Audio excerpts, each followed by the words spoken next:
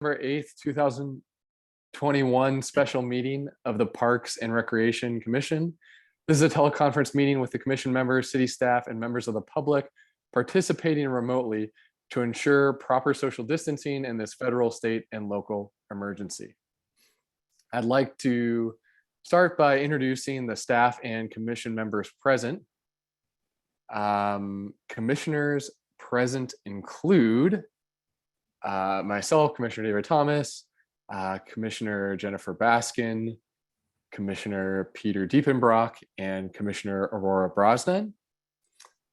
And then in terms of staff, we have Assistant Library Director Nick Shedga, Library and Community Services Director Sean Reinhart, and Rondell Howard.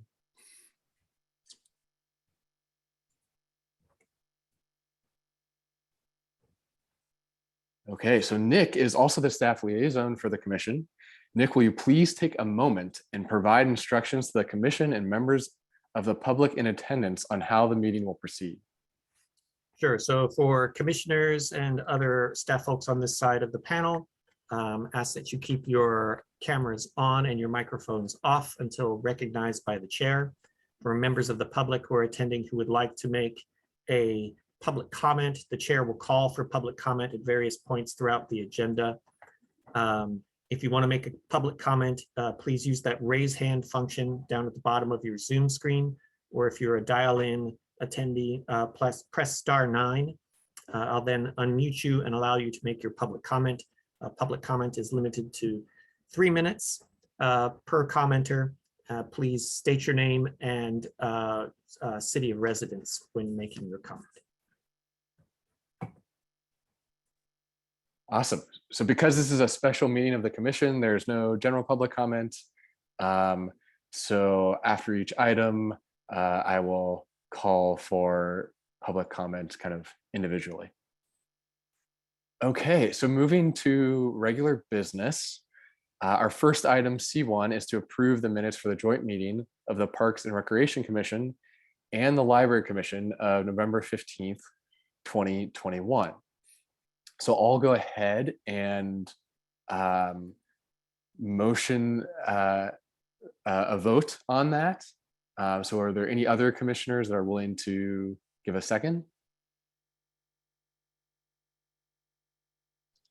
I second.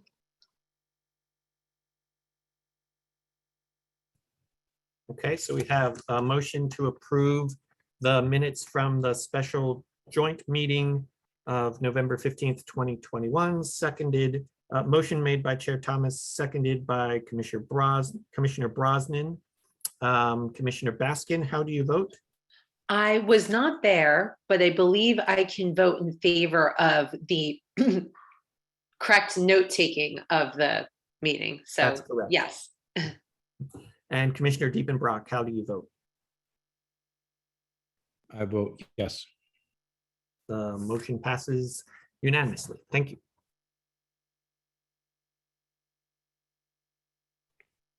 Okay, so moving on to item C2, a report from the Parks and Recreation Commission Work Plan Subcommittee.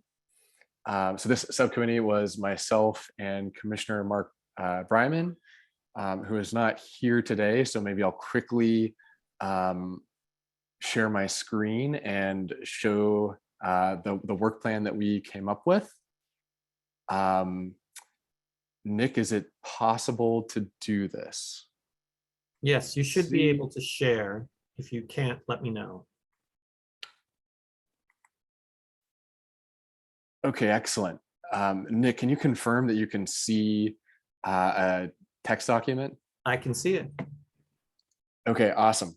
So maybe I'll just start off kind of with the other commissioners for context. So this was these were kind of the previous high-level goals. And in our first iteration of this, we thought we would just take these, and we thought that some of these were a little verbose, and that we could maybe whittle them down a little bit more to make them more clear. So maybe let's just, for a specific example, maybe like ensure city parks, community facilities are well maintained, upgraded, and or expanded to improve accessibility and usage by a diverse population while promoting sustainable environmental design and practices. And this is representative, I think, of all the bullet points. There's just kind of a lot here. And we thought it'd be stronger if we came up with things that were shorter and really clear on what we're trying to achieve. So here are the 4 that we've come up with. Maybe I'll quickly walk through them and then ask for your feedback. So the 4 are: first, provide high quality programs and services for Menlo Park residents. The second is to maintain, upgrade, and expand city parks and facilities, include diverse community perspectives, and prioritize accessibility, safety, and sustainability. Along with these, we came up with a few specific examples just to kind of, have some examples of things that we might, try to shoot for kind of in the coming year. So maybe I'll quickly run through these before gathering your feedback. So prepare feedback to the city council, and discuss and gather information on the pros and cons of contracting out city services. I know this has come up with our review of aquatics and with gymnastics. And there's kind of this general theme of, what are the pros and cons of contracting out. Another is to review the pickleball court additions. We also want to balance Spellhaven versus neighboring community needs in the new Menlo Park Community Center. And then we want to study pet owner adherence to park rules and signs. We'll be going into that a bit today. So at this point, I'd love to open this up to other commissioners and get your feedback.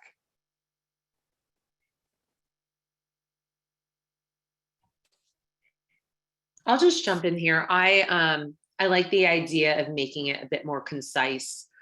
I think I really appreciate the inclusionary aspect of it. So bullet point 3, diverse community perspectives, because the idea of one Menlo Park and kind of unifying us, keeping us together and embracing all of our differences is really key. And I love the idea of sustainability. I think there's so much work we can still do in terms of just, maintenance, having less environmental impact and all the things that, companies and schools and us as individuals are doing. We should bring that to our facilities and parks. So I think this looks really great. And I love the idea of giving concrete examples around it.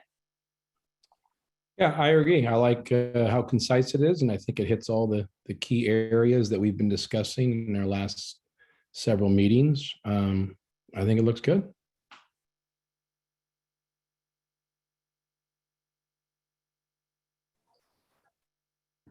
Okay, then I'd love to open this up to staff as well. Is there anything on here that might be missing? I just want to thank the Work Plan Subcommittee and the overall commission. Great work here. I really like the direction you're taking it. I echo the comments that Commissioners Baskin and Diepenbrock just shared.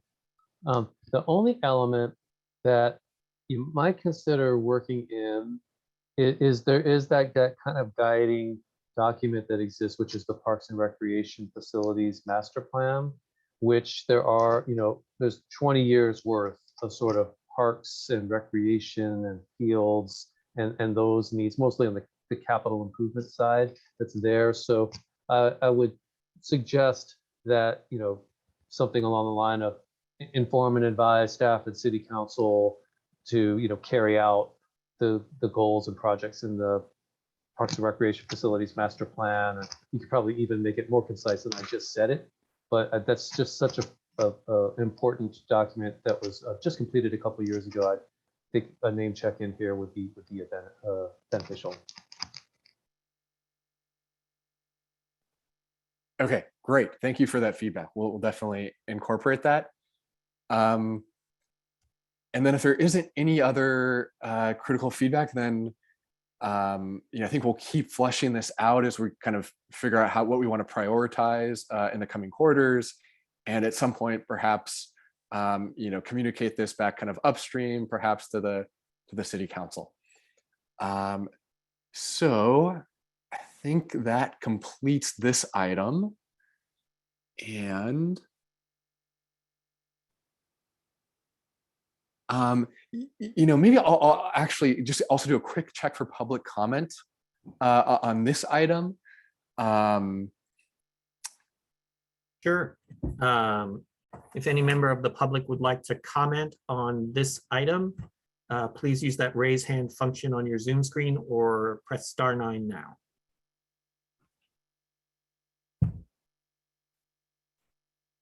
And I see a comment from Jessica Huckabee. Jessica, go ahead. You can give your public comment to the commission.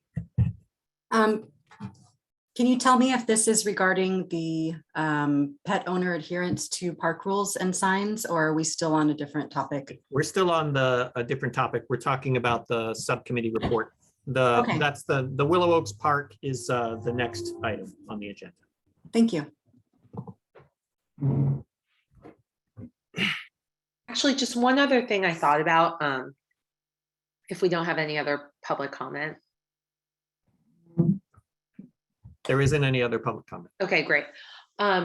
We had always, in the past, we had talked about and kind of threw this around, mainly because a former commissioner, Sarah Staley Shank, had been sort of an expert in this domain, but it was around communications. I think one of the challenges we had to try to prioritize accessibility and make sure that we were really serving the community is making sure that they knew what we were doing and what was out there, what offerings we had. So maybe, it also, in light of, to piggyback off of Sean's response about adding in some things from the master plan, is also just, maybe even a small thing about either always enhancing our and improving upon communications to the public about what our offerings are and how they're delivered to the public.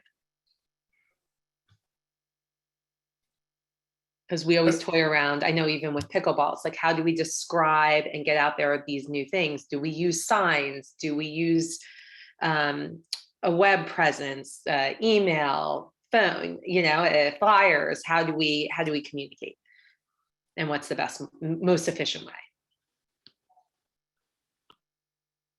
Yeah, that's a really good point. Yeah, and perhaps in the third bullet point, like include diverse community perspectives, perhaps we could expand that to have a component that's kind of about enhancing engagement and improving kind of public awareness. Would something along those lines you think be adequate? Yes, yeah, that kind of captures what, in essence, what sounds like we were hoping to do every time we do something. Mm-hmm. Okay, great. So we'll make these changes, and perhaps in a future meeting, we'll just to save time, maybe we can review the changes in informational items. But if we don't have any public comment, then we can move on to what I think will be the big item for this meeting. So it's item C3, the Willow Oaks Park update. Library and Community Services Director Sean Reinhart, do you want to provide some context here before? Do you want to provide context here? Yes, however, Assistant Director Nick Shagda prepared this report, and I believe he'd be better positioned to give a quick overview. And also, I believe, Chair Thomas, you're still sharing your screen, so if you wouldn't mind, maybe take that down. Okay, thank you. Thank you. Bear with me a second here. I was going to pull up the report so we could take a look at it, because there are a couple of maps that we may want to look at here. So just a quick recap for the commission. Willow Oaks Park is scheduled for some improvements through the city's capital improvement program. The scheduled improvements are coming up. If we go back in history, back in 2017, actually starting in 2015, there was outreach to the public about possible park improvements because the park improvements were on the capital improvement program at that time. In 2017, it was brought back before the Parks and Rec Commission for their review and some public comment. And I have some pictures from that staff report, but just maybe I'll start with the staff report that is most recent here to give you guys a little bit of grounding so we know what we're talking about. I'm going to share my screen. So this area here is Willow Oaks Park, right off of Willow Road. I think most of the commissioners are familiar with the park and the park area. Interestingly, this area here, the sort of open space beyond a baseball diamond and the baseball diamond itself, both belong to the Ravenswood City School District. There's two schools that are very close to Willow Oaks Park. There's Willow Oaks School, and then there's Silicon Valley International School, which previously was called Alto School. I think it was called Alto School, but it's now called Silicon Valley International School. So the city has a memorandum of understanding with the Ravenswood City School District that says that the city can program this area, the baseball diamond and the soccer field, when school's not in session. And so historically, the city and the Community Services Department at the time has programmed this field with ASO soccer and also with Little League Baseball. Both practices and games have been held here. There's also several tennis courts here in the front of the park, a playground kind of in the middle here, and then a fenced dog park a little further back. And if I scroll down here, you can get a satellite view, which sort of gives you a little better view of what's going on here.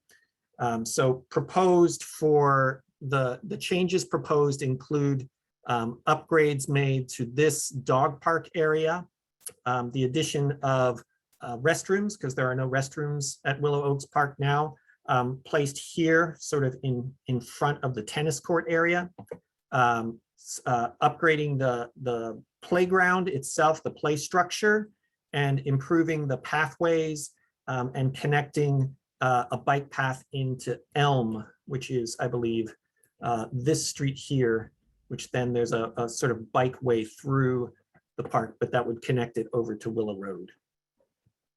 So there was in 2017, the Parks and Rec Commission took a look at this and came up with some proposed changes to the park. Let me find those and pull them up from the staff report for you. And we can take a look at those. These are pertinent because we've been receiving input from the public about dog users at the park, off-leash dog use outside of the allowed area, which is in that fenced-in area in the back. And hearing from both playground users, preschool attendees, and also from some of the sports leagues that rent that space from the city during off hours in the outfield. So the two changes that were proposed, the two options were to redo, not to change the dimensions of the dog park, but to redo the surface of the dog park, which at that time was just grass all the way through. The first option had natural grass and then a special kind of wood mulch, and then a deposed granite, sort of like a hard packed sand surface. This one also had a bench, shade structure, and a water fountain for the dogs. The second option just had the decomposed granite around the outside and then the mulch on the inside. and then the shade structure. There were also a couple of options for different kinds of bathrooms and those upgrades to the play structure. Excuse me. So the Public Works Department has been working on it slowly but steadily, and they are supposed to be bringing us designs for feedback from the Parks and Rec Commission and from the public early in the new year, January or February, and construction on these changes is scheduled to start in summer to late summer of 2022. Happy to answer any questions commissioners might have. Sean, if you want to jump in with any additional things there before we take public comment, and then we can discuss. Thank you, Nick. Very thorough report. I don't have anything to add.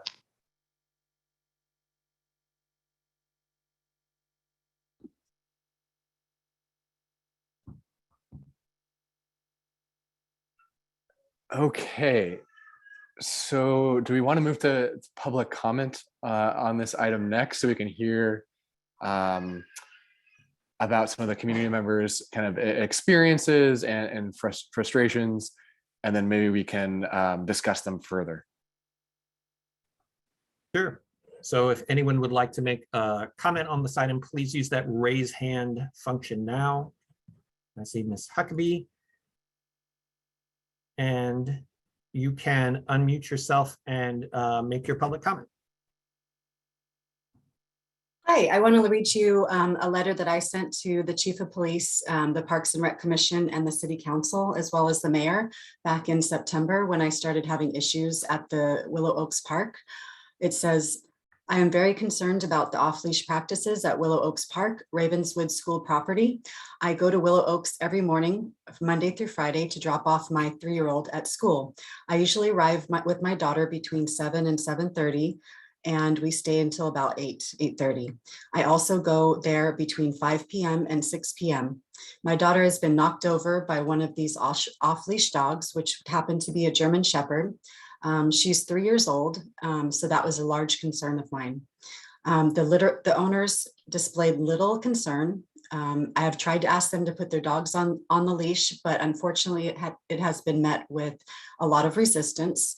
I have called the police non-emergency number a number of times, about 30 since September. It is usually a daily frustration that parents from my school face. My school is International School of Silicon Valley. My concern is the dog owners are not following the posted signs. One sign has even been removed, stated the code enforcement officer, using the fenced-in dog park instead of using the public space instead of the dog park. And they don't seem to have concern for the children that attend either of the schools in close proximity. Some of the signs, like I mentioned, have been removed. I'm hoping that we can work together to find a solution that meets everyone's needs and protect the children who attend school near this park. I've worked with both the police, dog owners, and school, but it seems like a third party needs to get involved. I also have a letter from a fellow parent in my room where my daughter goes to school. It's from Henrik Anderson of Menlo Park. He has a child who is also 3. It says, my name is Henrik Anderson, and I'm a parent of a child at International School of the Peninsula, or of Silicon Valley, and I go to the Willow Oaks Park and let my daughter play in the playground located there. And every time without fail, there are a bunch of dog owners there playing with dogs. Now, this wouldn't have been an issue if it weren't for the fact that they are off leash and running free outside of the dedicated area where they can be off leash. What's worse, more than once I've had to ask the dog owners to get their dogs out of the actual playground. My daughter is almost 4 years old, and I essentially have to keep her locked up in the playground to keep her safe, since the dogs love to run and play with their new friend, which is scary for both her and me. She gets knocked over, and I worry about dogs being more aggressive and hurting her.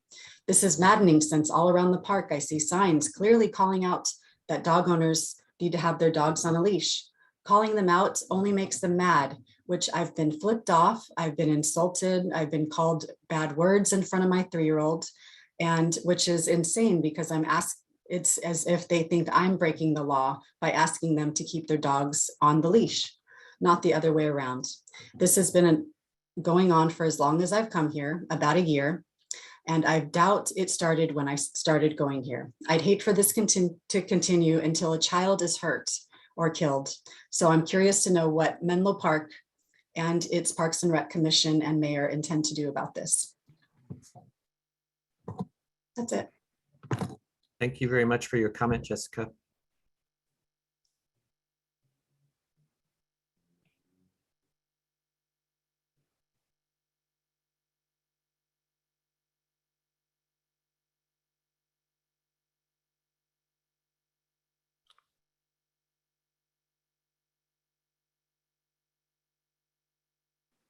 Okay, do we have any further public comment? I'm not seeing any other public comment. Okay, and then maybe before opening up this up to the broader commission, so some other feedback we've received recently. So one person said that he thought that the dog park should have a carved out area for smaller dogs. 2 months ago, someone complained about unneutered dogs and was proposing that maybe there's some restriction on that. And then recently, like I visited Willow Oaks Park and talked to people in the dog park. Here are some things I heard. One is that like because the current surface is kind of dirt and chips, the dogs get dirty, and especially in the winter when it rains. And this is one reason why some dog owners prefer to, have their dogs off leash and on kind of the grass, which again is against the park rules. And then I heard from one person there who'd been a resident in Menlo Park for a while that when they moved here, that it was actually grass. And yeah, so a couple different camps here. So their dog owners have also expressed like they have frustrations, like they wish that some of this was more clear. Like, for example, there seems to be people that congregate to have like so their dogs can roam the field and kind of dog socialize. They said like in the morning and typically in the evenings around 5. This is a regular practice, even if it kind of technically breaks the rules. And they would like kind of just more clarity on that, or to see if that could even be like, allowed. And then for park users, yeah, there's frustration with kind of the broken rules, concerns about safety. And then one person, privately told me that they were concerned. There's some health concerns, like if kids are playing in these fields and dogs are roaming in them and going to the bathroom, there's concern. So that's all the input I've received, and I'd love to get all the commissioners' feedback and thoughts.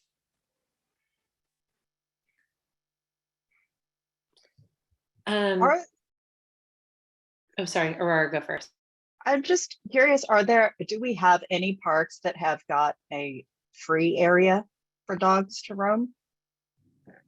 Yes, there are other off-leash dog park areas like Nealon Park's baseball field is one example. I'm sure there are other ones. I don't know if there's one closer to the Willow Oaks Park other than that.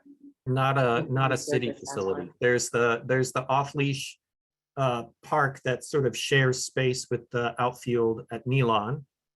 I know there is a proposed dog park public amenity in a new development, the development that sort of replaces the old Foster Freeze, if you know where that one is on El Camino. I think it's 1300 El Camino. There's a dog park, which would be a smaller one to fit in there, proposed as a public amenity. But there aren't any other city-owned dog facilities that other than Nealon and Willow Oaks.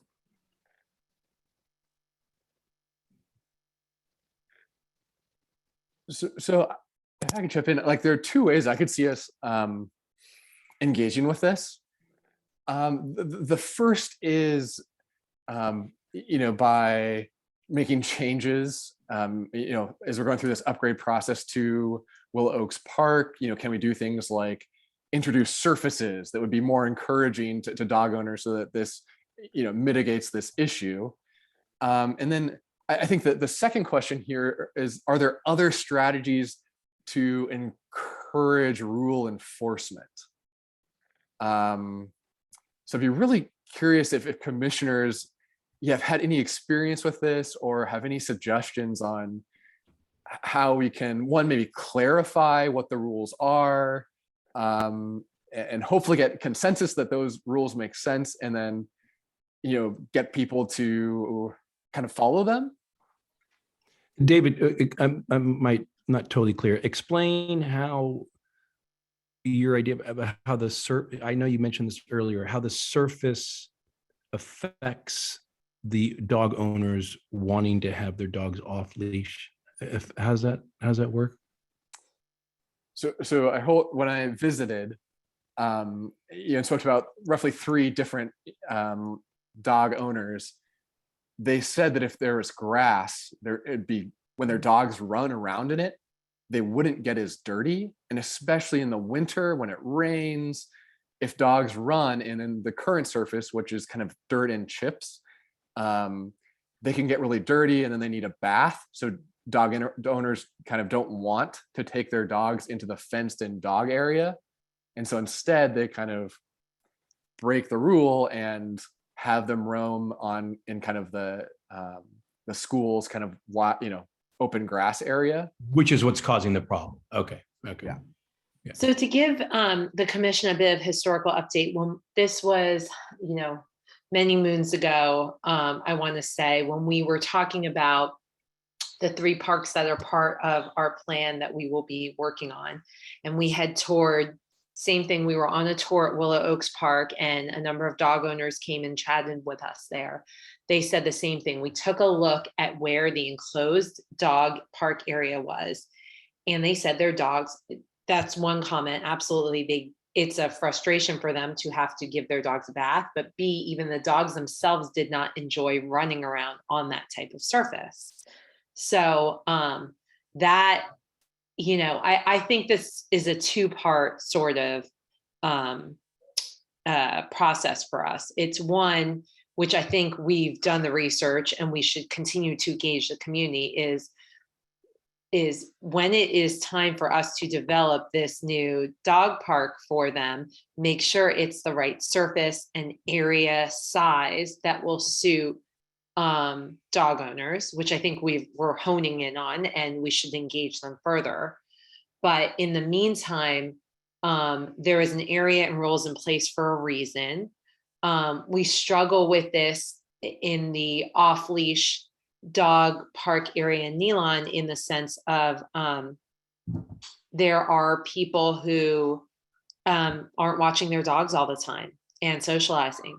So that results with, dog mess left. It could also result with safety issues, running into people, kids, things like that, fights with other dogs. And so I do think it's an ongoing challenge. And to me, it's, sending someone out, maybe it's once a week, to enforce these, because the idea is, if there's enough of these sort of, the people that go there are probably going there consistently, right? And I don't think you need someone there every single day to kind of police them, but I think we could easily find out, or at least the city would be able to easily see who might need some enforcement if they saw who was kind of either not paying attention or being a little unfriendly, hostile to other community members by going out once a week. But other than that, unfortunately, some of the historical context on this is that it has been a problem at other areas, is how to police, the dog owners to kind of treat it as an area that's shared by all members of the community, not just dog owners that need to exercise their dogs and take them out to socialize.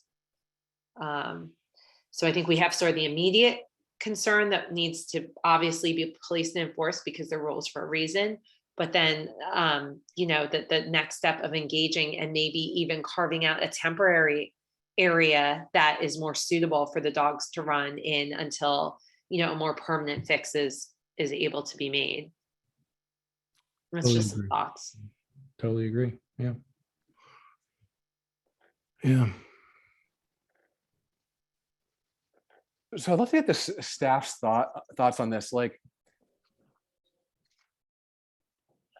I mean, could there be some dialogue between kind of the city, kind of on the Willow Oaks Park side of things, and the schools on their grass field?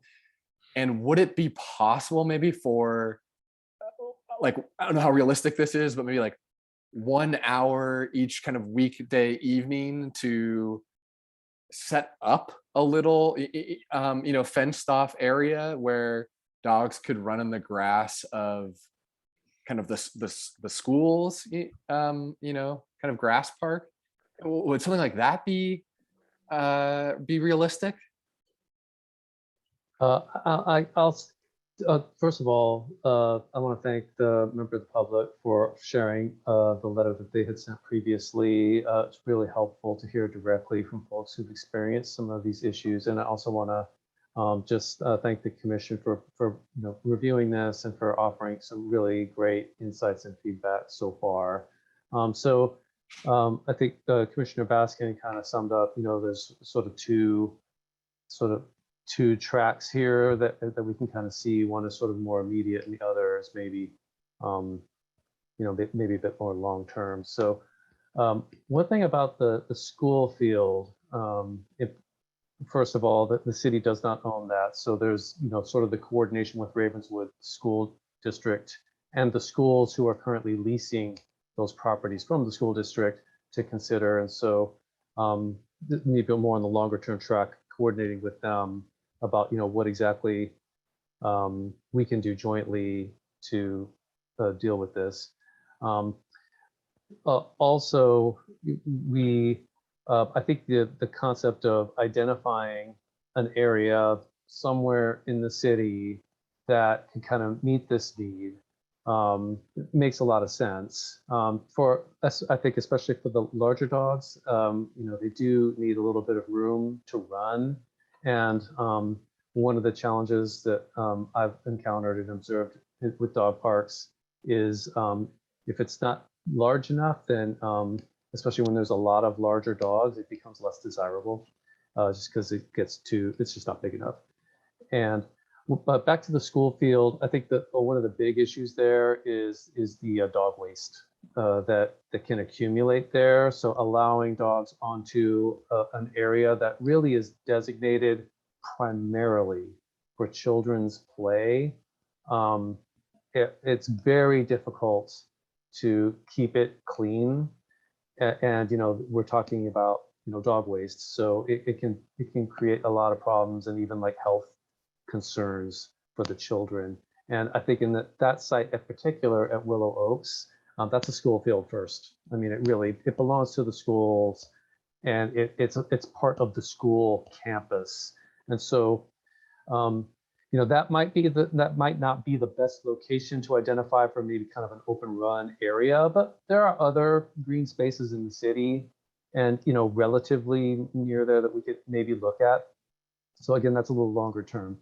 But and then so moving into one other short-term thing, I'm sorry, is that targeted enforcement option that I think was voiced a couple of times. Now, I do want to just acknowledge, I think calmly stated but clear frustrations, rightly so, from the member of the public who read the letter about, I thought I heard calling the police dispatch line like 30 times over the past 3 months.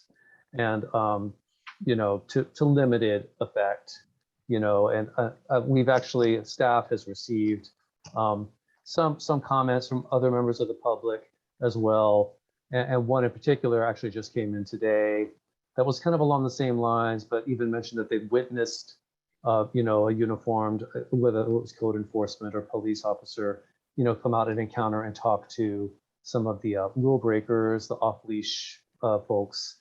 And the next day the people are just back. So Certainly some targeted, I don't think a citation was necessarily issued in those encounters, but perhaps, escalating to the point where, because it is a violation of the municipal code to disobey posted park rules. And so, that is a citable offense.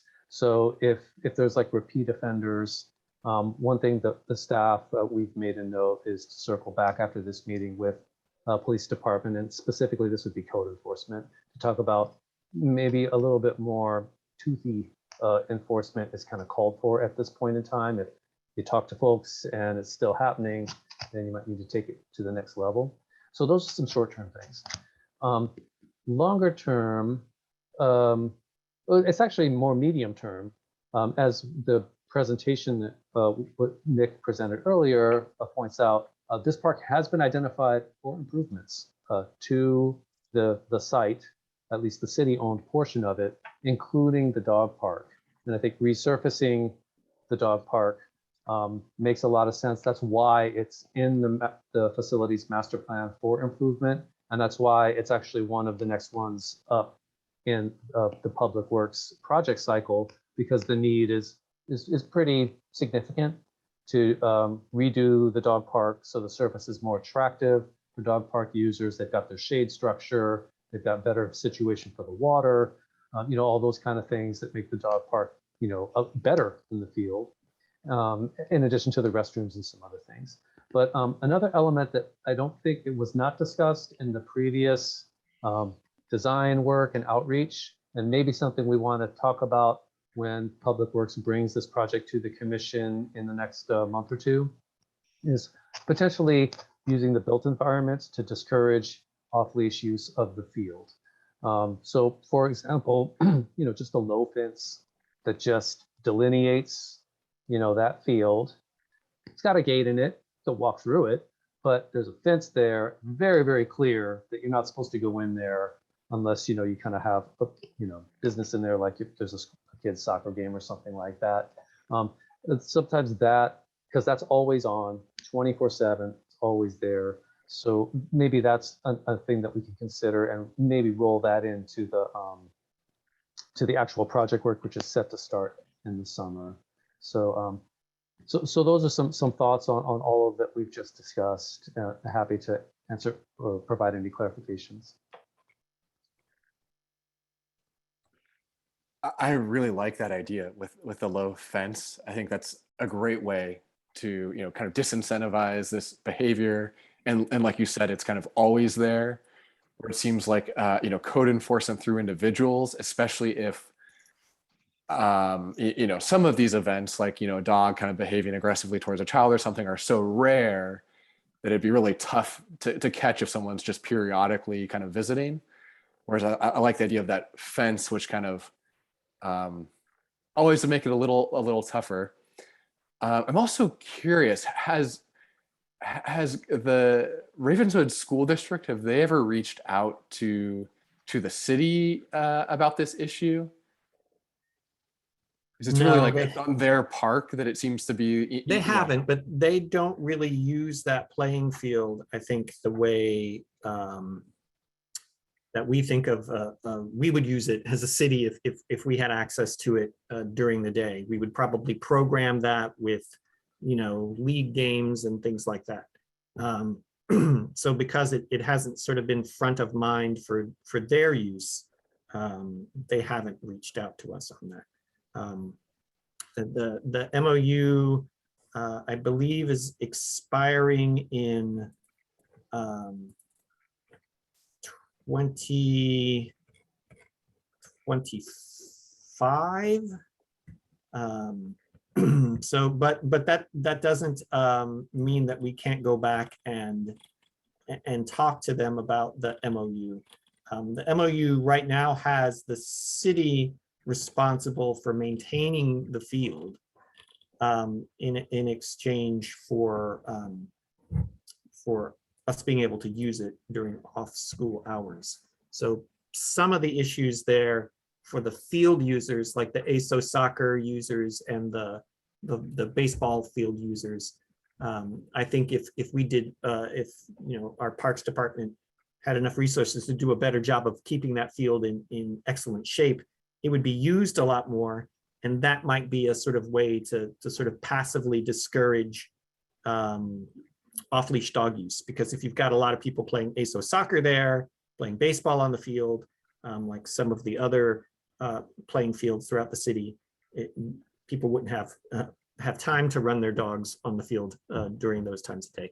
So that's another option to look into that we can explore is what can we do to keep those fields in better condition so that we can rent them out to field users, to the leagues. I did want to mention that in the immediate term, so sort of some background first, and then a sort of short-term solution for the dog park at Willow Oaks. The dog park was grass originally, but it's very difficult to maintain an enclosed grass field like that gets a lot of use. And basically the grass gets worn out, and then you have spots, and then you have puddles, and you have mud. So basically throughout the pandemic, when it wasn't really getting maintained because the city facilities weren't really open, it kind of degraded to where it's basically just dirt now, which isn't very desirable for the dog users. And so short term, they have been going out and putting down the wood mulch, but it's not that specialized wood mulch that was proposed by the designers for the dog park upgrade. It's like basically, excuse me, wood chips, like gardening wood chips, which, bigger dogs may not have a problem with that. That keeps the dirt and the mud from your dog, but smaller dogs may not find that particularly attractive. So that's kind of a half solution for the immediate term.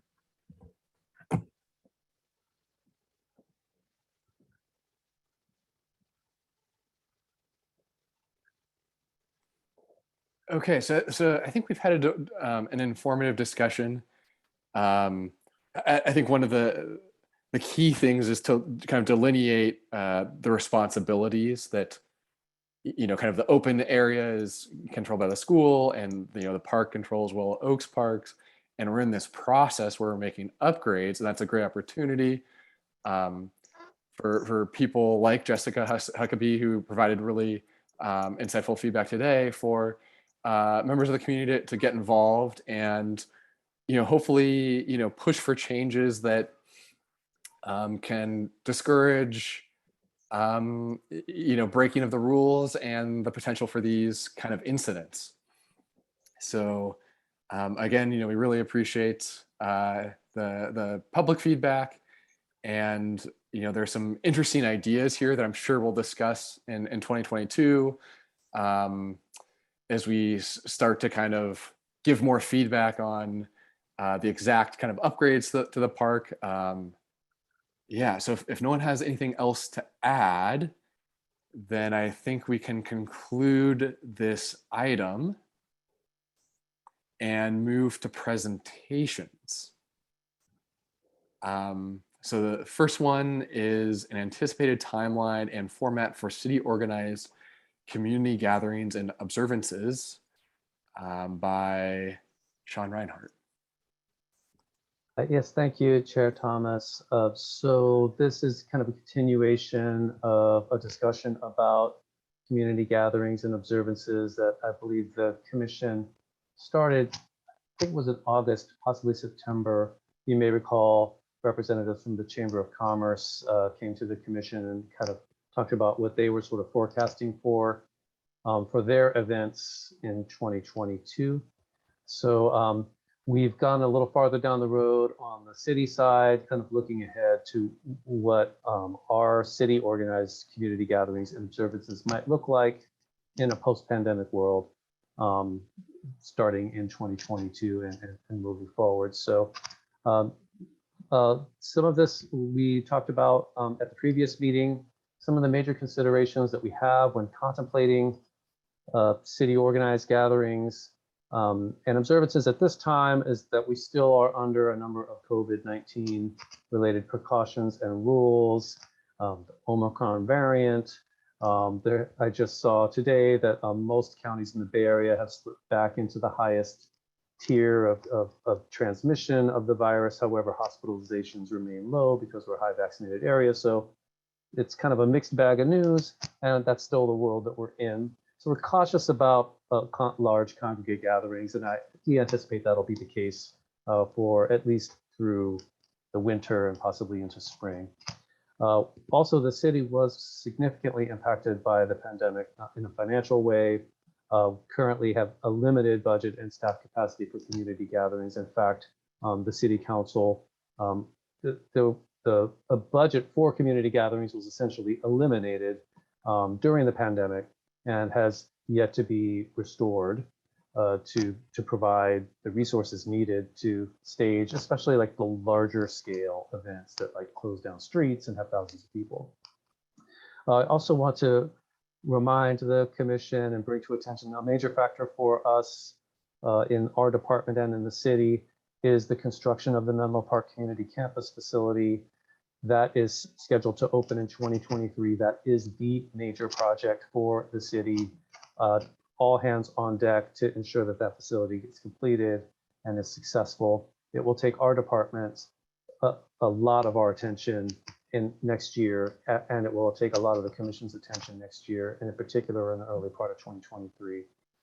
So looking ahead in the years 2022 and 23, we're looking at our focus being on the smaller, simpler events, getting the most bang for the buck out of that, kind of shying away from any events that have like more than 1,000 attendees. That's not to say that other partner organizations out there can't convene the larger scale events, and I'm sure many will, and we'll talk about a few of those later. But as far as the ones that the city organizes, our recommendation is to really focus in on some of the smaller, simpler ones, fewer than 1,000 attendees, at least in 2020 through 2022, and until the Menlo Park Community Campus is opened. And I already mentioned leveraging partner organizations more. I just want to note that we have traditions that we want to maintain. There are many innovations that are possible all the time. We think community gatherings to make them even better, making progress in those areas, and also just kind of finding the balance of all of these things. And then just quickly, a number of goals and outcomes that we want to see from community gatherings. In the past conversations we've had, we've identified these: economic development, supporting small businesses being a big one, spurring volunteerism, community action, raising awareness, educating, of course, celebrating culture, arts, music, showcasing our community because it's the greatest and we should showcase it, perhaps rolling in fundraising opportunities, using our creativity, and having fun and celebrating. All these are goals and outcomes that make a lot of sense to focus on when we're doing community gatherings and observances. So a number of potential partners are out there. Some are already actively partnering with the city to do events or have in the past. The Chamber of Commerce is a big one, local businesses, service clubs like the Rotary Club, Kiwanis, school districts, corporations, nonprofits, philanthropic organizations, and of course, even down to the neighborhood level, community groups and neighborhoods. And then this is an initial, very tentative kind of look ahead at what the city organized events might look like in fiscal year 2022, 2023. All of this is subject to change, totally open for discussion, and have to start the discussion somewhere. So this is a kind of an initial offering, if you will, starting in June of 2022. Again, that's only 6 months away. So just thinking about the planning horizon and also obtaining the resources needed to do events. So starting in June with the Juneteenth observance that began last year with the unveiling of a new storyboard at Carly Clark Park. There was strong desire from the city council to see that one happen every year at that location. So starting there with like just the civic observance of that holiday. Bringing back our popular music in the park series at Fremont Park as well as Kelly Park during July and August of next year. Looking at bringing back Kite Day and aligning it with the 4th of July weekend out there at Bayfront Park to, you know, encourage people to get out and have a really kind of nice outdoor festive atmosphere with colorful things in the sky that are not blowing up. So that's Kite Day, because fireworks are illegal. Then looking ahead, we know that National Night Out is August 2nd next year. That's a very big citywide event for all neighborhoods to have their own block parties and have them be organized. We're looking at that. Bringing back movies in the park in September, October timeframe, as they had been done in previous years. The Bellhaven Community Fair, which typically had happened in the spring, we're looking at moving that to the autumn to give us more time to plan it and also to just have it kind of line up with our calendar in a way that makes sense as far as just fielding all of these events. Some Halloween themed events to be determined at Burgess Park and Kelly Park. The Burgess event was a very large multi-thousand person Halloween extravaganza. Probably not doing something of that scale next year, but something that has all the things that people want from a Halloween event: costumes, spookiness for the kids, treats, all those things. So we have a little time to figure that out, but we definitely want to mark that occasion. The mayor each year typically does a State of the City address, so we want to call that out in November. And next year we're hoping that we'll be able to have that at a local hotel or other venue and have it be a really community-focused event to hear about all the great things happening in our city. Tree lighting and donation drive each year has happened at Fremont Park. We're actually having one this Friday. Hope to see you all there, 5 p.m. at the Big Tree in Fremont Park. And this year we're adding food drive to the element so that it's about season of giving. And then looking ahead to 2023, again, the Menlo Park Community Campus is set to open in the first half of 2023.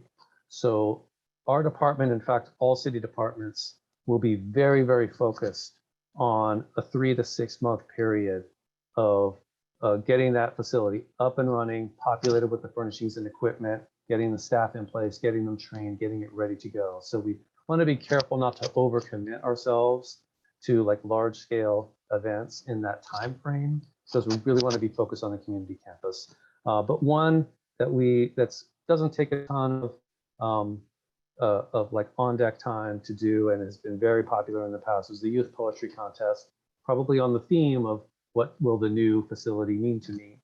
So we're looking at doing something like that in the February timeframe, and then looking ahead to a grand opening celebration of the new facility being a very large scale community celebration in June. So we can come back to this for discussion, but I think I just have one more slide here, which is to look at where the partner hosted community gatherings would kind of fit in here. So we did hear from the Chamber of Commerce here at the commission a couple of months back about sort of their plans. In the meantime, some downtown businesses established the Bon Marché street market each week on Santa Cruz Avenue. It's awesome. It's a once a week thing. We just want to kind of put that out there that there's a really cool street event that's already happening every single week. That's a number of partners and led by the West Coast Farmers Market. Chamber of Commerce is planning to do a spring event and a fall event, both with like kind of a street fair, come check out our local restaurants and small businesses kind of theme. And so they're looking at that in spring and fall of 2022. And those are all the details we have at this point, but we assume it'll be similar to some of the past kind of block party type events. And then looking ahead to the very popular Breakfast with Santa event that happened at the Arriaga Recreation Center in past years. The Menlo Park Rotary Club had a big role in that in the past, helping to prepare the meals. And so they are a potential partner to just field the entire event and potentially not only have all those things that we love, pancakes, Santa Claus, all those things, but also perhaps turn it into something that's a little bit more of a fundraiser for children in need. So having a toy drive, a food drive kind of associated with that event. So again, it's celebrating the season of giving, and that community partner seems well positioned to kind of take on that event because they've been involved in the past. And in similar fashion, bringing back the egg hunt in April of 2023. And that's been a large scale event at the Burgess Park location in particular. And again, coupling that with another activity that the Rotary Club does to raise money for scholarships for local students who need scholarships to go to college.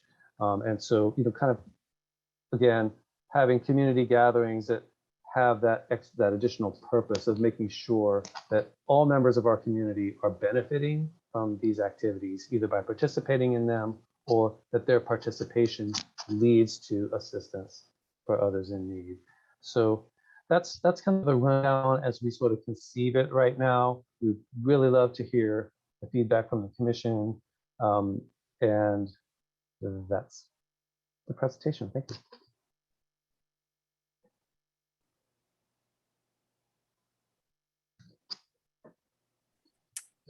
Wow. Yeah, that was wonderful, Sean. I know it's been the last 2 years, we've been going through a pandemic, and it's exciting to see, all the events on the calendar kind of moving forward.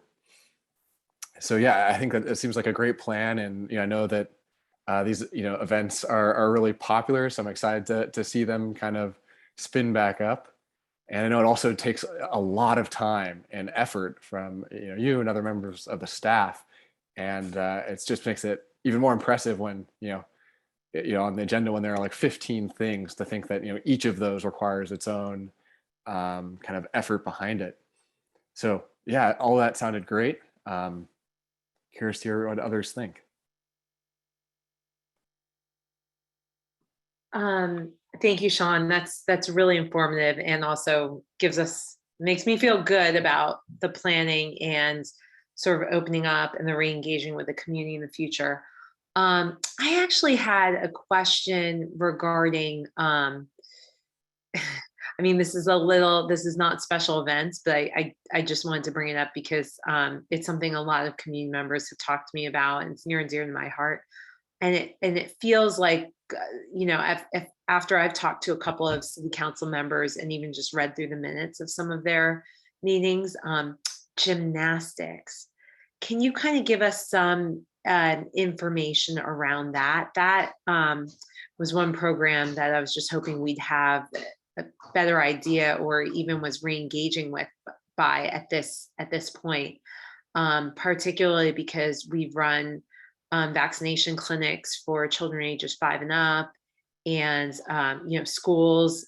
We have not seen school closures or remote learning, and even a lot of the indoor non-city run programs have been back in place. So I just wanted to kind of hear what your insight is on that, and if there's anything we can do as a commission to kind of re-engage that. Thank you, Vice Chair Baskin, for that comment. If I may, that item, happy to address it, but I feel like maybe the better context would be in an item later on the agenda, which is the review of the tentative agenda calendar, because I think it kind of fits more in there.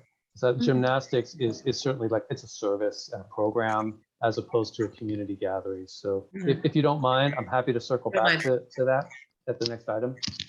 Don't mind. And then I think my just another comment about the community gatherings is I do think it's something, we've just been finding, particularly with engaging maybe some other, we have the youth advisory committee, so making sure that we engage them in these gatherings, because I think there's a part of what we're trying to solve for here is making sure we're including people of all different areas, all different ages. And that was always one where we created that. We like the idea of the creation of that community, because that was like an underserviced population. So just when we get closer to music and movies and the things that we're going to be doing, that we make sure we engage with them and kind of get their feedback as to like, this sounds cool, this is great. There was one other gathering, I know it's not on there, but we used to do, I believe it was in May or June, we closed down Santa Cruz, and it was more like a sort of street fair type thing. Is that not on the calendar, or am I missing? That type of event, we is more the community partner with the Chamber of Commerce. Okay. I believe is planning for the spring. Okay, okay, but great. Yeah. And maybe on an ongoing basis, but certainly for at least 2022. Okay, okay, great. Thank you. Oh, and just also thank you for the recommendation about engaging the Youth Advisory Committee. Excellent suggestion. Thank you.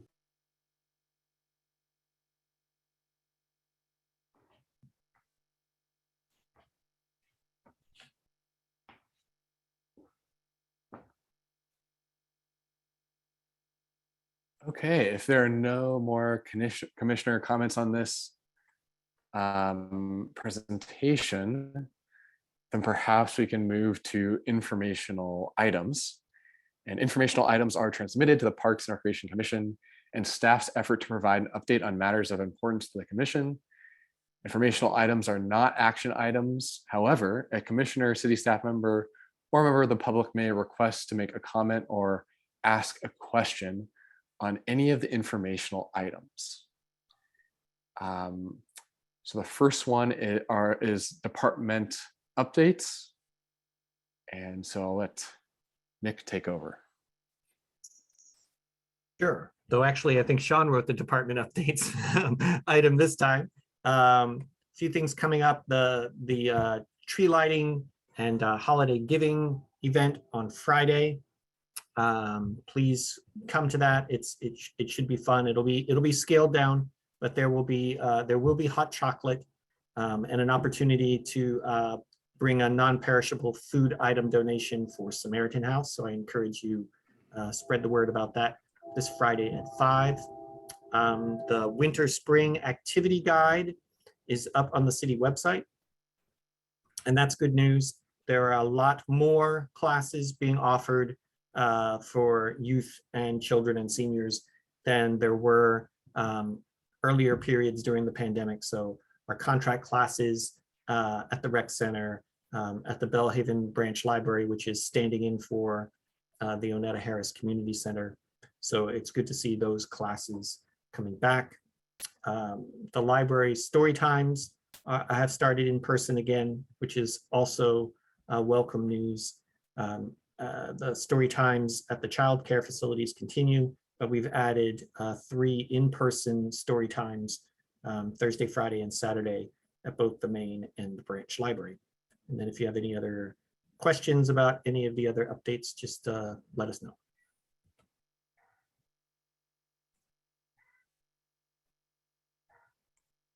Okay, thanks for that summary. And Nick, I also wanted to ask about the Youth Advisory Committee meeting.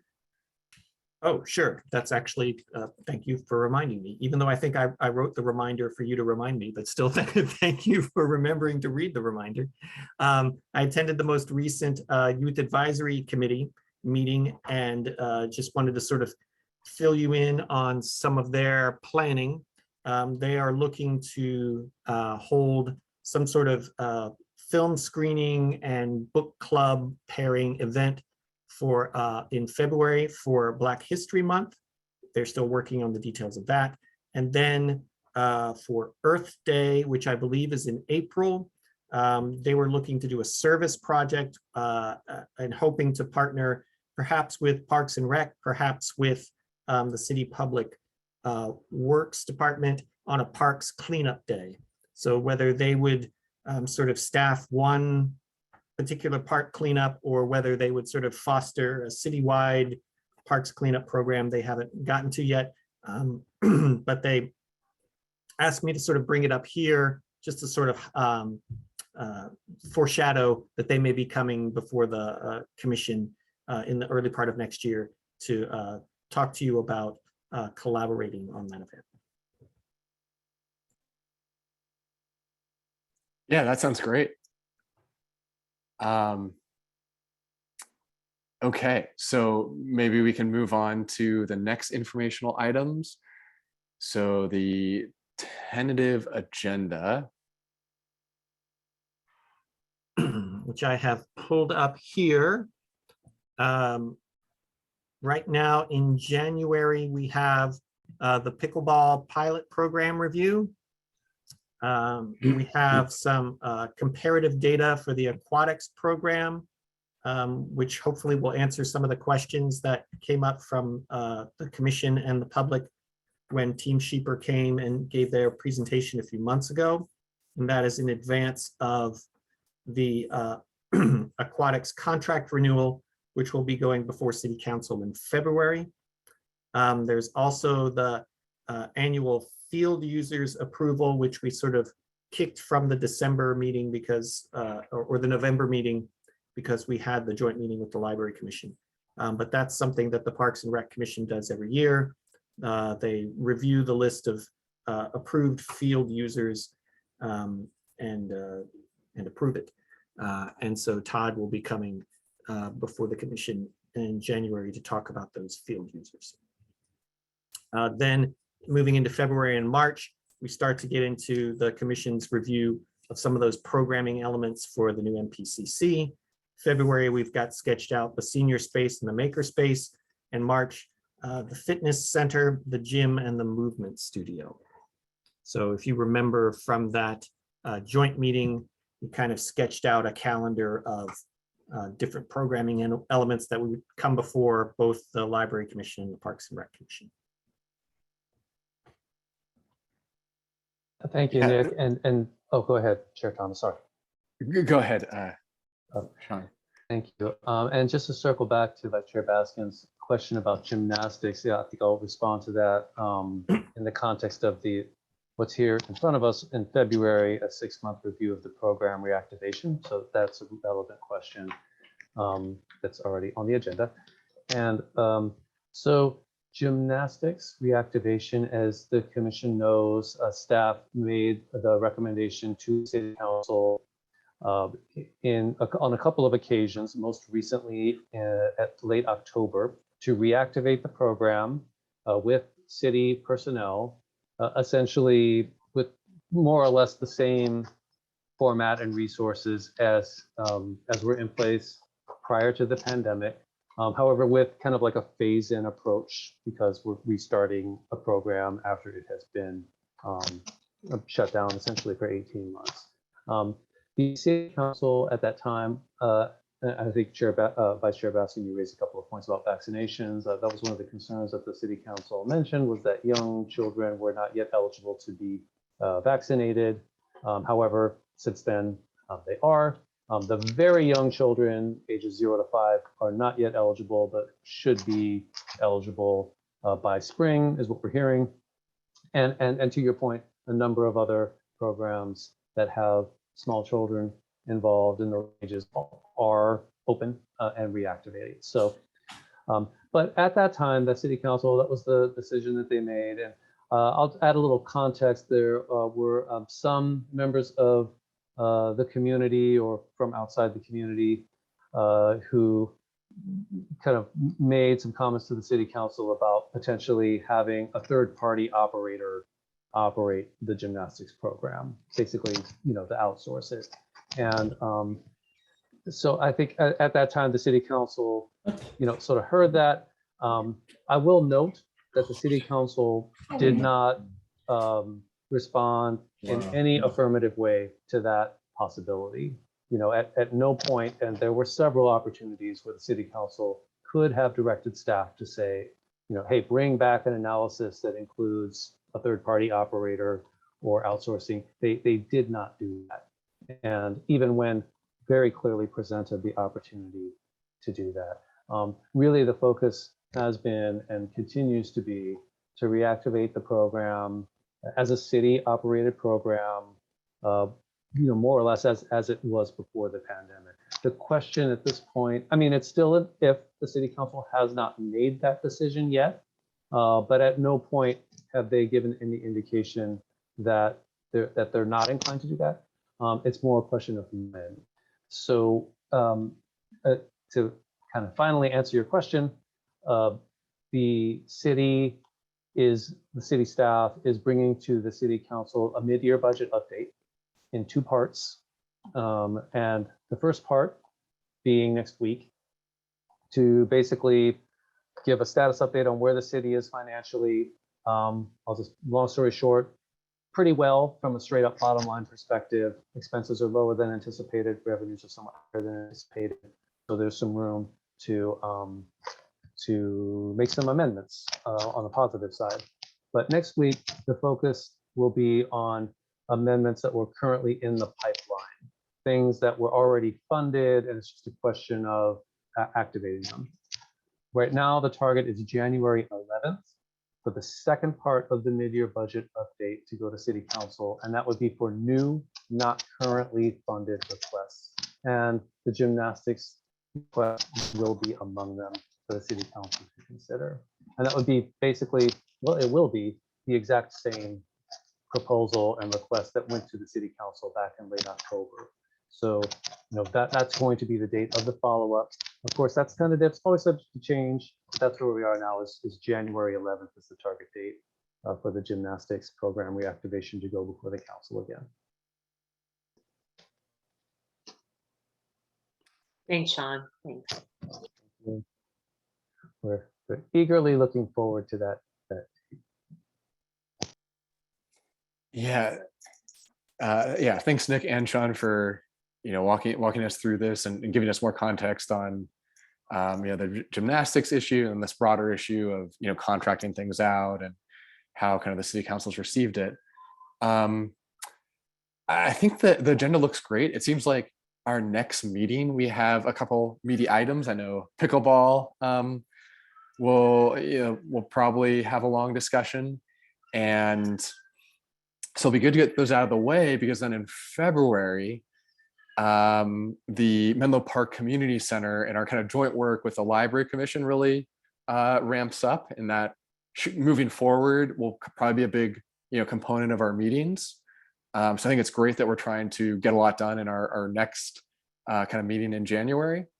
And then one thing I wanted to ask about is, I know that we have 6 commissioners currently, and that in order for these meetings to proceed, my understanding is that we need to have 4 members.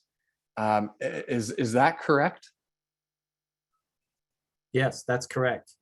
And I see where you're going with this, I think. And that is when the city clerk had asked, when we had asked if we were going to, when Commissioner Payne moved out of the area and resigned her spot on the commission. The city council normally, the recruitment for commissioners is usually in April, with appointments in like June or July. June for terms starting in July. I think the city clerk wanted us to wait. However, given that all these things are coming up in front of the commission in the new year, we might have a little bit of a lever to go to the city clerk and say, hey, if we're going to have problems getting quorum, then maybe we should, advertise for an appointment for for the remainder of Commissioner Payne's term. So that's something that Sean and I can, Sean and Rondell and I can bring up to the city clerk and say, hey, this is, the PRC brought this up as an area of a concern. What can we do about it? Thanks, Nick. And if I could just piggyback on that, just to channel what I know will be the exchange, just because it's based on the commissioner handbook, which is, the attendance requirements for commissions. As you may know and recall from your training, there is a minimum attendance requirement, for commissioners. I believe the threshold is 75%, if I'm not mistaken. So right now the commission stands at 6 members. A quorum right now it's 4 members, regardless of how many are actually seated at the moment. Doing the math, if all the commissioners really kind of shoot for 100% attendance and certainly do not dip below 75, it should be okay to achieve a quorum every month. But so that I think that would be an area also to really focus on over the next few months. And I say all that because the process for recruiting, interviewing, and appointing new commissioners is extensive, which is why the council only does it once a year. And so barring some really, really extreme circumstance, it would unlikely that, the city clerk, city council would be moved to open up the whole process of that when there's, only one commissioner seat open. So I just want to be kind of realistic about, what's achievable and sort of voice what I would be kind of the discussion, which would be around the attendance requirements as well. And just, being really focusing in on that, because it does for all of for the commission to meet, there must be a quorum. So all of us are sort of depending on each other to do our best to be in the seats at 6:30 on the fourth Wednesday of each month. I preach to the choir here because you're all here, but I felt like I had to share that. Okay, yeah, thank you for laying that out. So it seems like it's really important, at least for the next 3 meetings until April, for commissioners to do their best to attend. And maybe the other side of that is also just to be clear, and preferably as soon as possible if the commissioner is not going to be able to make a meeting, so that staff can kind of plan accordingly.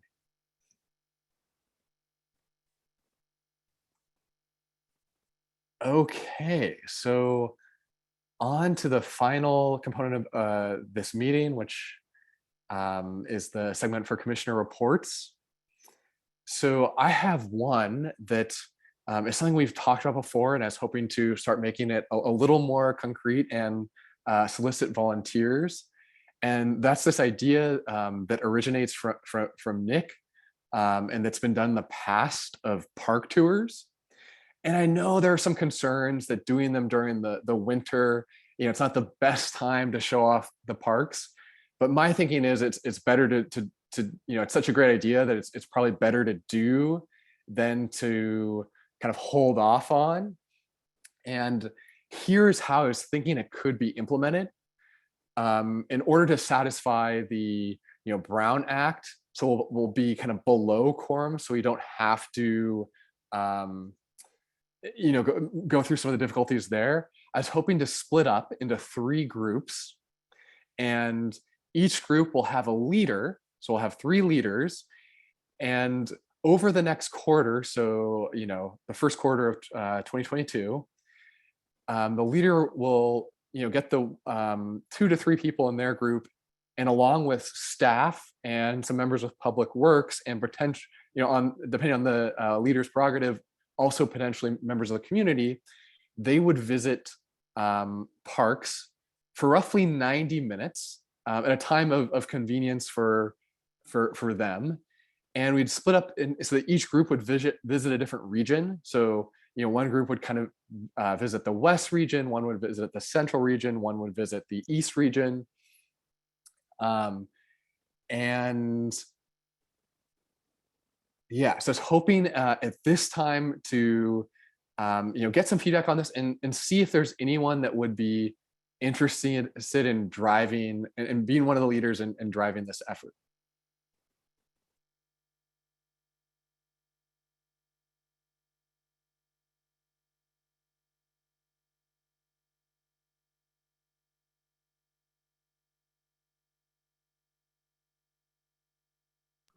Sorry, I went to go close the door so you can hear my kids, but I'm happy to lead a group, and I sort of live in the Allied Arts area. So if ideally it would be convenient to lead sort of that area of parks, maybe even include some Burgess as well. The idea not to drive all around. So happy to do that. We could just, I don't know how many you're thinking, like 30 minutes at each park or something like that, or if you wanted to do just 2 each and engage. And obviously we could post a date, because sometimes it's nice to really engage with the community members there. It brings out, all the different sort of park user base.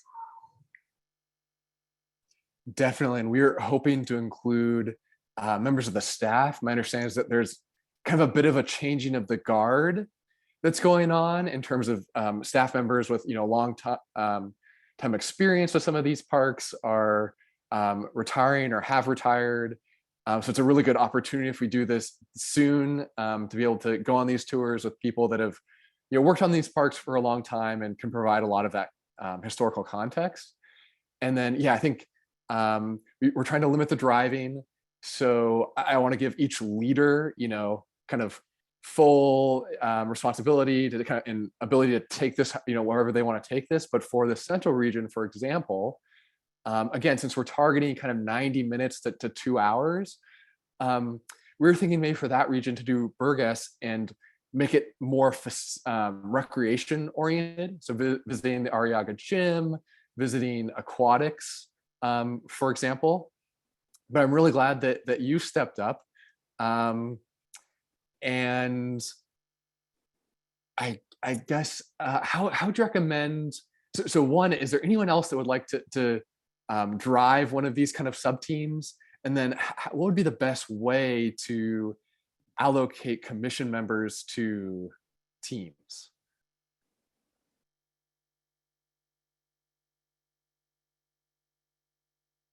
One possibility, if I may, would be for the staff to circulate like a sign up kind of matrix, and maybe put a little bit more detail on something written that can then be circulated, and with a request from the chair and vice chair to please sign up.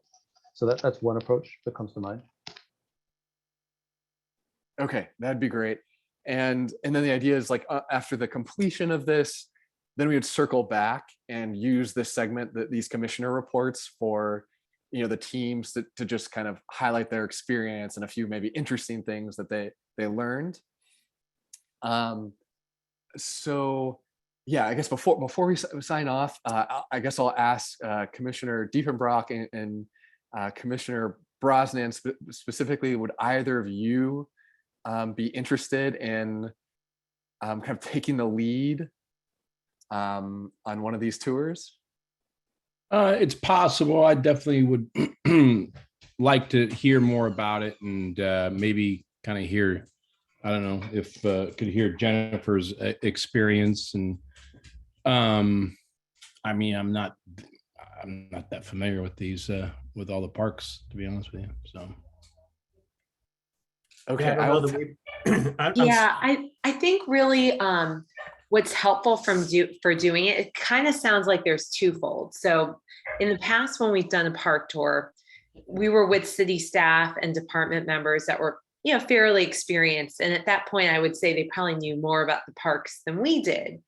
And a big part of it was also engaging with community members, because it would be posted that we would be there, and it would kind of entice people, or we would also engage with them as to things they liked, didn't like, sort of the issues that end up coming to us than we discuss here. We would be able to hear it out there.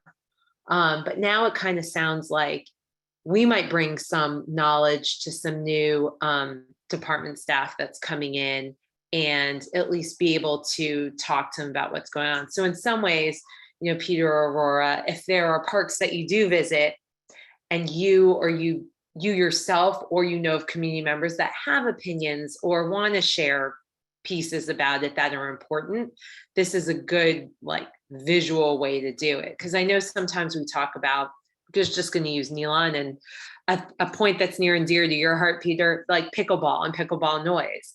If you happen to go during a time where people are playing pickleball and you're standing with department staff or some other park goers out in the parking lot where they're saying, oh, the noise is unbearable.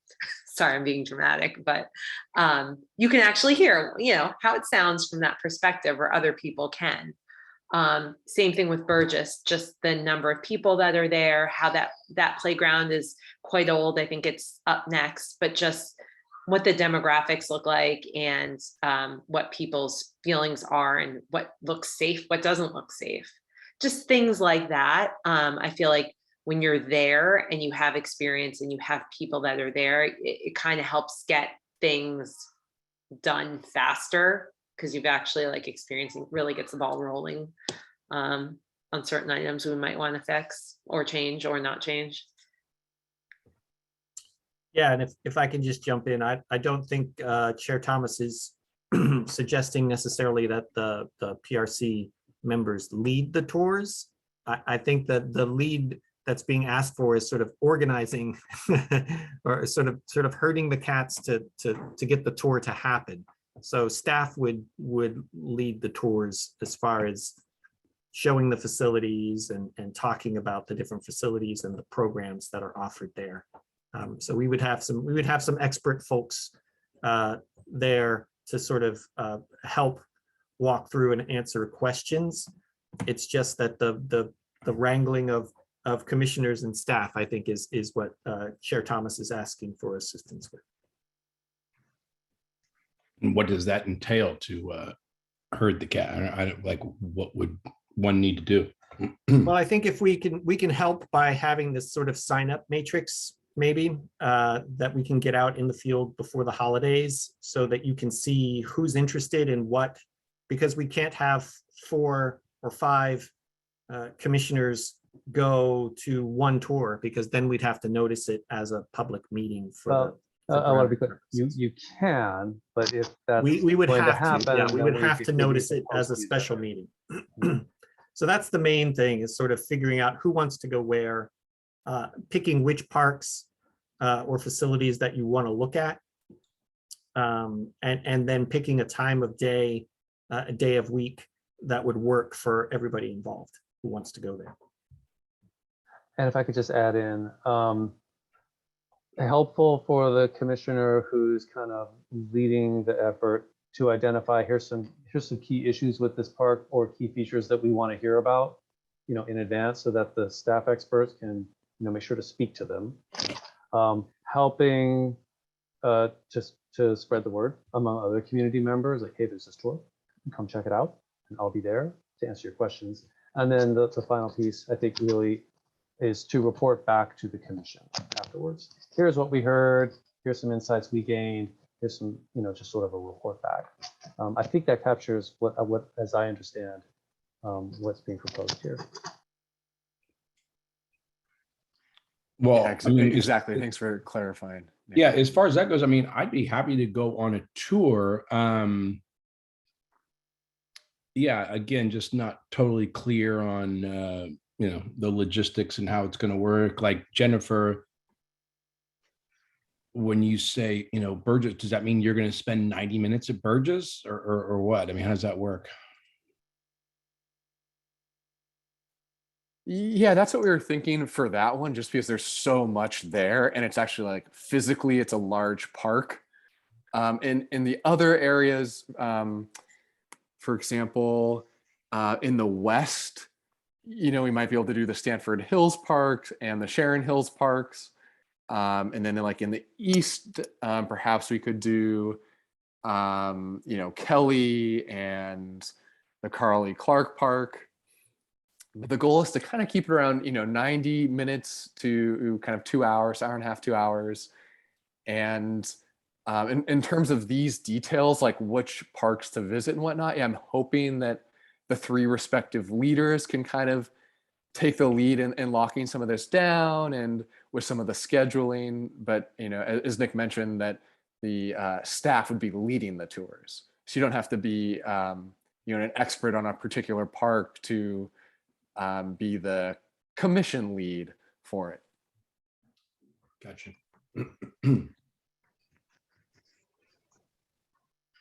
I am just considering when I would do this, and I'm thinking, even as far as attending the tours, I probably through January can only even attend them on the weekends.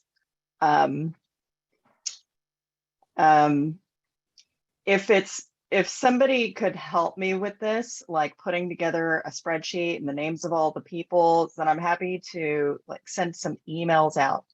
I don't know what could be done as far as spreading the word. At the moment, I'm working 14 hours a day. So I'm not really having much contact with the public or getting out to the parks. as much as I was a couple of months ago before I started this project. I was actually, I did actually start an exercise group that was meeting 2 or 3 times a week in Nealon Park, and that has just all come to a halt as of recently. So if there is somebody that would volunteer to put together a spreadsheet, sort of like what the format is and who needs to be contacted, then I'd be happy to send that out and gather feedback. Is that something somebody else could volunteer to pitch in? Sure. So I'm happy to help you with that. So I will pencil in Commissioners Baskin, Brosnan, and Diepenbrock as leaders for now. And yes, I think the most challenging part of this will be the scheduling. And that's why I think it also will make it easier if we kind of split it up into some smaller groups, because it'll be a little easier to find a time that works. And yeah, I think that, for a lot of people, it might be better to meet on the weekends. So that's just something we'll kind of have to work out through this process so that we can, find a time that works for you and others. And as far as reaching out, I mean, it seems like the only thing really that would make sense to me is to go to each park and put up a sign or something like that. I mean, obviously that's the way you're going to reach people that actually care about that park. That would be my one thought on that. Sure. And I think we can also, we have the departmental newsletter that goes out. So if we know which parts you guys want to take a look at and excuse me, what days, then we can highlight that in the departmental newsletter, the e-newsletter that goes out as well. Yeah, that sounds great. And I think, the respective commission team leads can kind of, take this kind of as far as they would like, so perhaps maybe one group, it's just commissioners and staff, maybe another group, has the time to invest to really, get community members and perhaps a larger presence during the tour.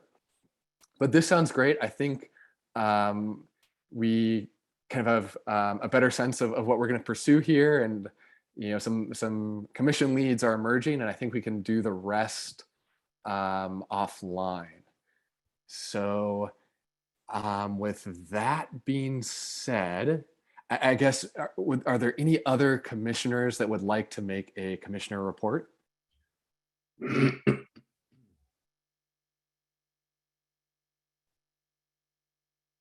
Okay, seeing none, it's time to adjourn the meeting, and it is 8:11 p.m. Thanks, Thank you. everybody. Thank you all very much. Lovely to see you. See you Bye. next time. Thank you. Take care.